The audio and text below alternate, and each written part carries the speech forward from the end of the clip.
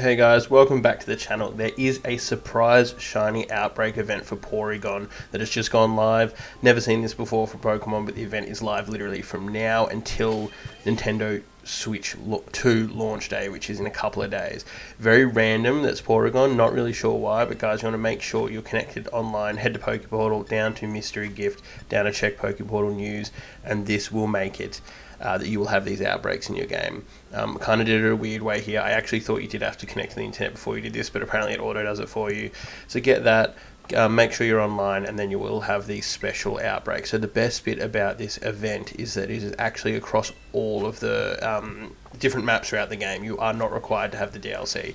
I've picked Kitakami here because it's my favourite out of all three maps, but it is not a requirement, which is really, really good. So you don't have to have the DLC, and it will appear in all different areas, Paldea, Blueberry Academy as well.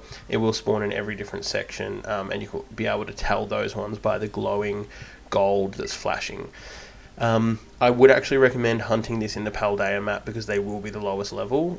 So if you hunt something down here, it'll probably be quite low, which means it'll be easier to catch, because that is a struggle that I run into later in this video in Kitakami, because it will be level 60 to 65 in Kitakami, and same with Blueberry Academy.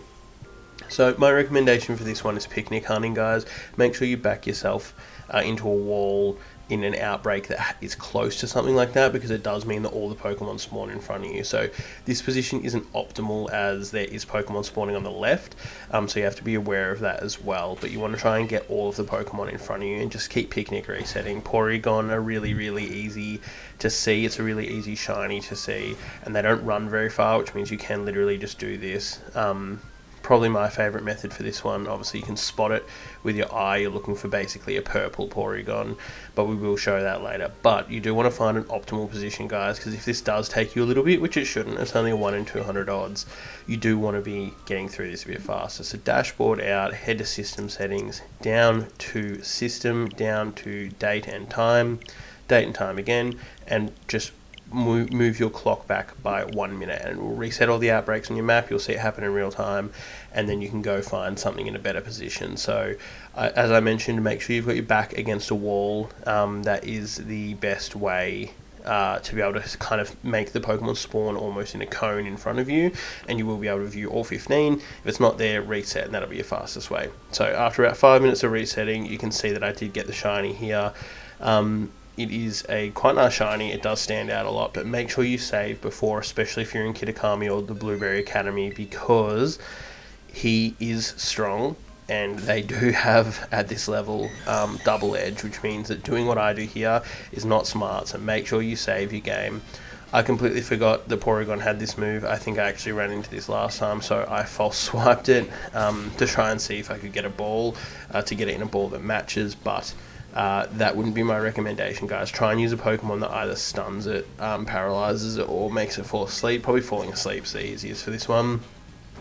I'm trying to get it in a dive ball to absolutely no luck. Porygon does have a low catch rate on top of being level 60 as well, and then he double edges himself and KOs himself. There goes the shiny. So that's why you always save before, guys, because you can just immediately dashboard out, even though Sizzle's screaming in pain there, and close the game, open it back up, and through the power of God Anime and editing, it is back immediately.